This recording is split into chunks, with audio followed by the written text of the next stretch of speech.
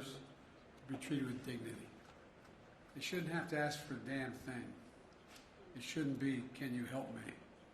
It's, I've got a problem, and we should say, how can we help? And so I thank you for your service. I thank you for all of you who are here for your service. And I hope that hearing you will inspire more veterans to do exactly what you're doing. Sign up. Sign up for the benefits and support you have earned.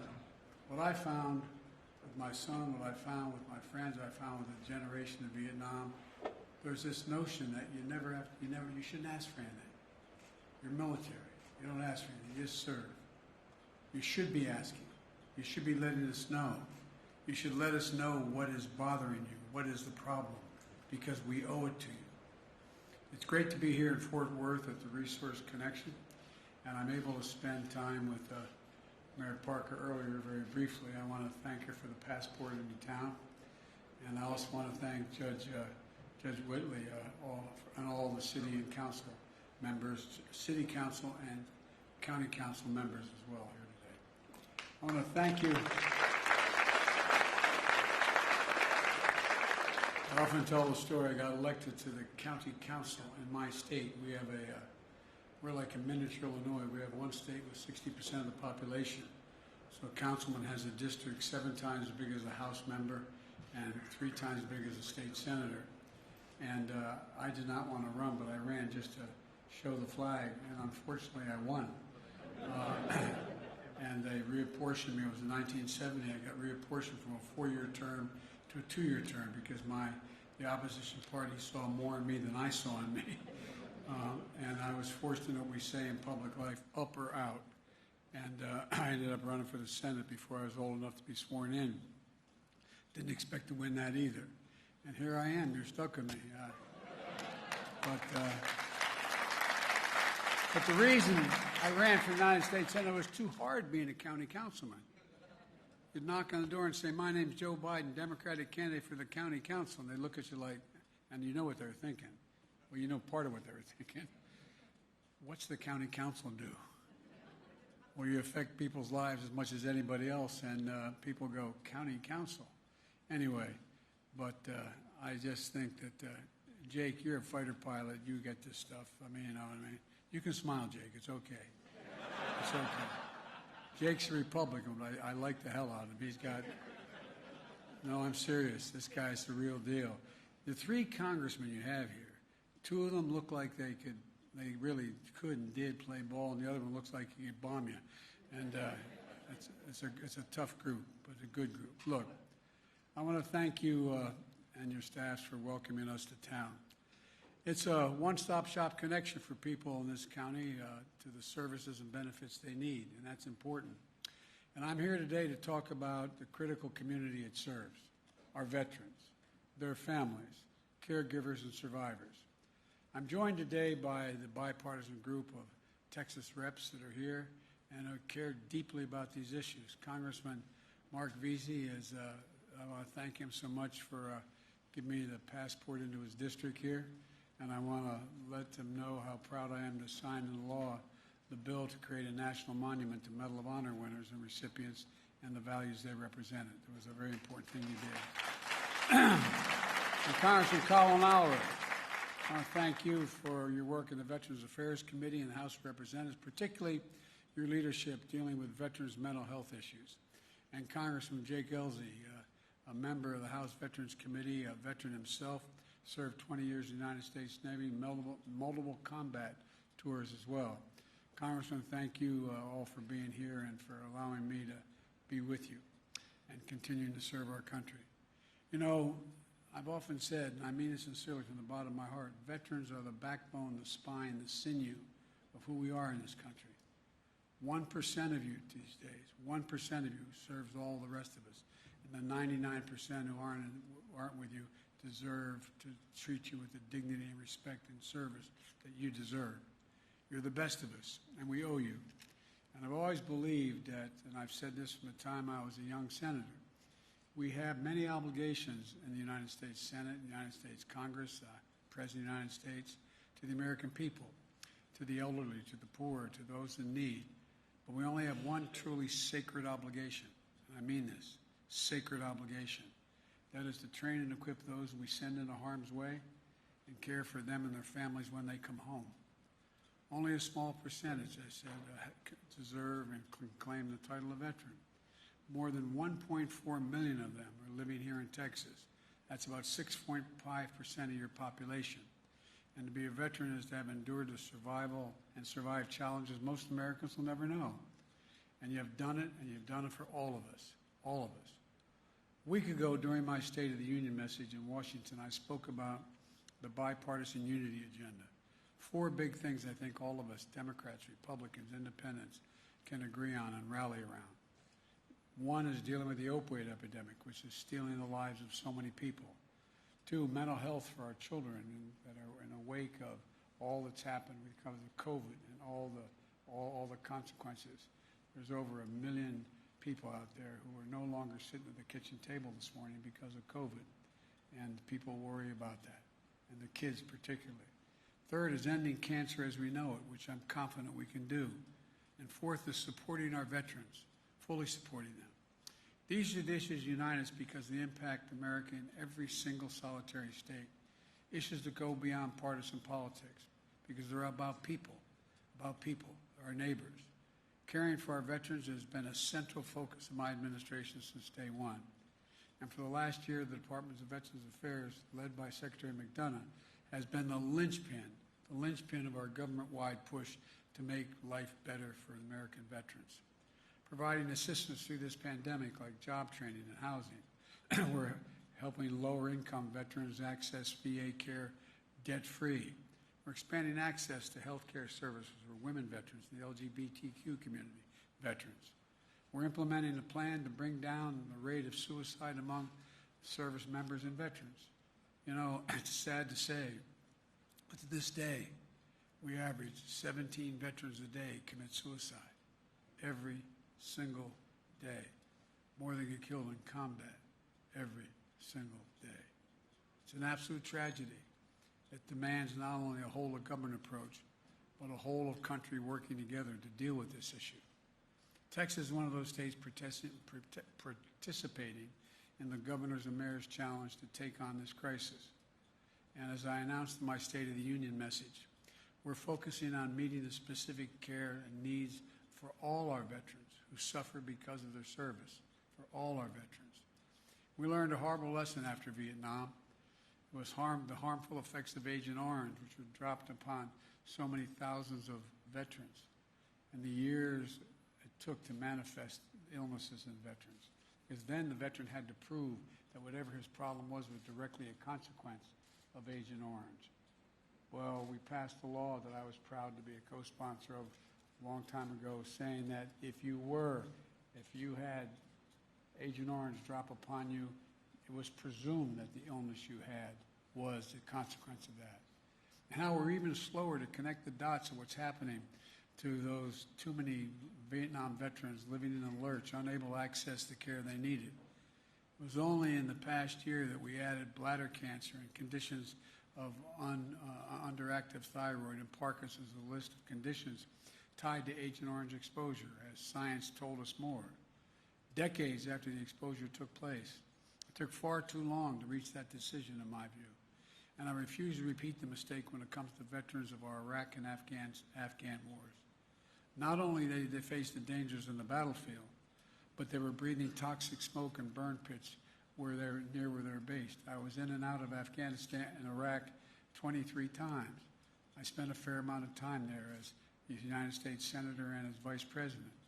The burn pits that incinerate wastes of war, medical and hazardous materials, jet fuel, and so much more, just dug in big pits not far from the hooches, not far from where our veterans were sleeping. When our troops came home, the fittest among them, the greatest fighting force in the history of the world, too many of them were not the same. Headaches, dizziness, numbness, cancer. And we don't know yet enough about the connection between burn pits and each of these diseases so many of our veterans are now facing. But I'm committed that America make the commitment to find out everything we can. I'm committed to the families like Danielle Robinson, the widow of Sergeant First Class Heath Robinson, who joined my wife Jill in the First Lady's box of the State of the Union. Sergeant Robinson was born a soldier, Army National Guard, combat medic in Kosovo and Iraq, stationed at the same bases and around the same exact time as my son, Major Bo Biden, United States Army.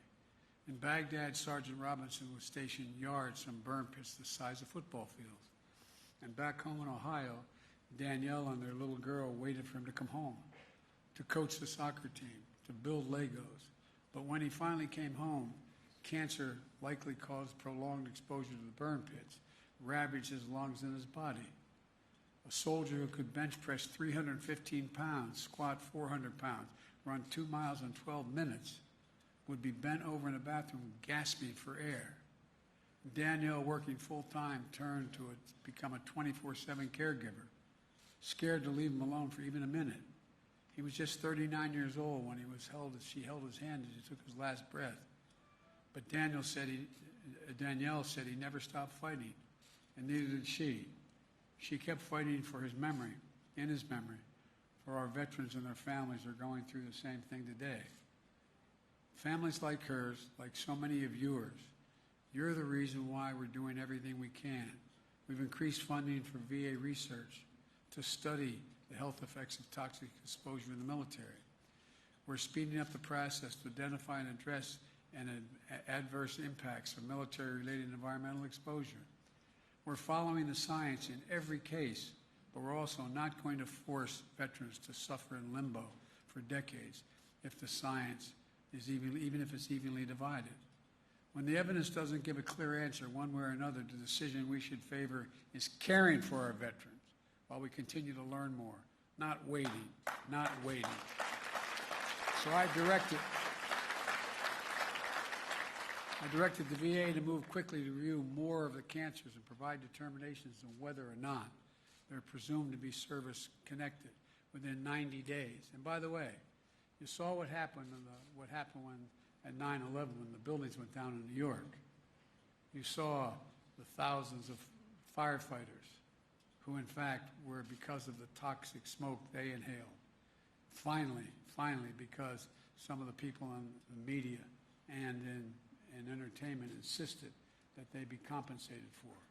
Well, when diseases are so rare that there isn't enough evidence, we'll examine other factors as well. And this week, Secretary McDonough is developing a new rule that will add several rare respiratory cancers to the list of presumptive conditions for certain veterans. We also need to know more about which of our veterans may have been exposed to burn pits in the first place or other environmental toxins during their service. To record possible exposures before service members separate from the military. So we're building a more comprehensive database from the Department of Defense and the Veterans Affairs to use to track access to exposures. We're working hard to educate everyone across the VA system about the potential impact of specialized care needed for burn pit exposure, urging veterans to sign up for the VA Burn Pit Registry and to make sure they know about the benefits that may be available to them. You know what I found about veterans as we worked for those who are trying to deal with the mental health problems? Is they're used to always giving. You don't think you have a right to ask for anything. You don't think you have a right to ask. We're asking you to tell us. Tell us where you've been. Tell us what your needs are. Nothing to be ashamed of, it's to be proud of. We owe you. Improving training for VA providers to make sure they're equipped to diagnose and treat exposures to related conditions. And this year, launching a new network of specialized care providers and call centers to help connect veterans with questions about exposure to care that's consistent, comprehensive, and high quality. Folks, these are the kinds of steps that can make a difference in getting the proper care for more patients and providing support for veterans, especially those facing cancer diagnosis. And every one of you know, the earlier cancer is diagnosed, the greater the prospect of dealing with it, the greater the prospect of curing it. It reinforces the new goal of my cancer moonshot, to cut cancer deaths, the death rate by 50%, over the next 25 years at a minimum to create more supportive experience for all the patients and families. Secretary McDonough is part of my newly formed Cancer Cabinet.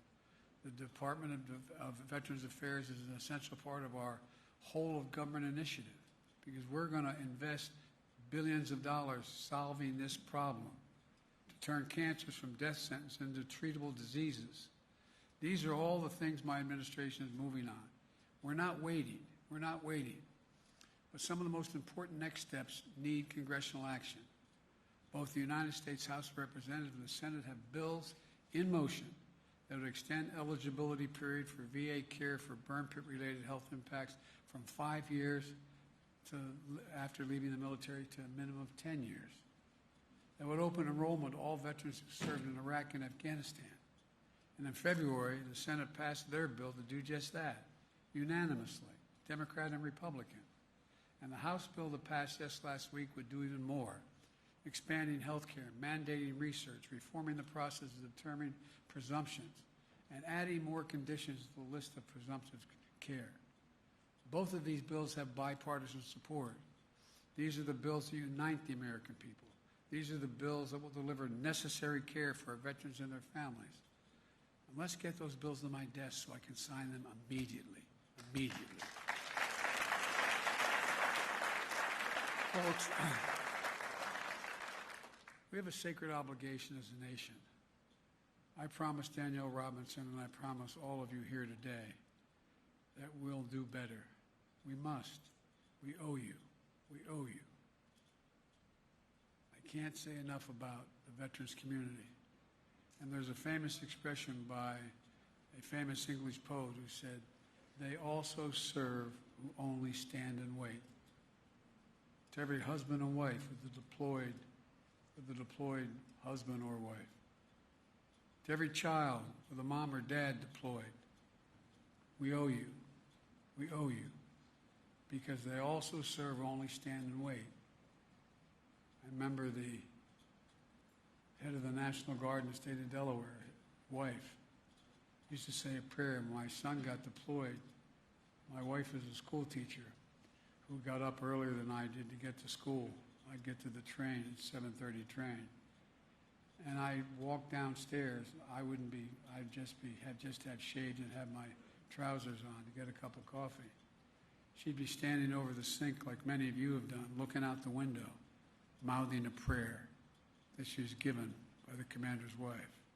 A prayer for her son who was in harm's way. All of you did that. All of you do that. All of you worry about that call. So thank you. Thank you as well. Concluding point I'll make, and we talked about it, the Congressman and I on the way down. You know, this is an incredible generation, the 9/11 generation that fought. They served in a way I think they're right up there with the greatest generation. Because they not only got deployed once, but sometimes twice, 3, 4 times into harm's way. They come home and go back. And after knowing that they cleaned off the blood of the seat of that up-armored Humvee that they were in where they lost somebody. And they have to saddle up and go back out again. An enormous generation, an incredible generation. I was telling the guys on the way down, I remember flying into Iraq one of those times. And I went into the cockpit. And there were, I believe, 6 members, 5 men and 1 woman. And I asked the question of all of them. I said, how many is this your first tour of duty? Nobody raised their hand. Second tour of duty, nobody. Third tour, 2 of them. Fourth tour, 2 of them. Fifth tour, 1. No other generation has been deployed, redeployed, and redeployed, and redeployed. That takes nothing away from the World War I and World War II and Vietnam generations. But it's one thing to serve and come home and then go back and go back and go back. So we owe you. We owe you all, every veteran in here and every family member of veterans. May God bless you all, and may God protect our troops. Thank you for all you do.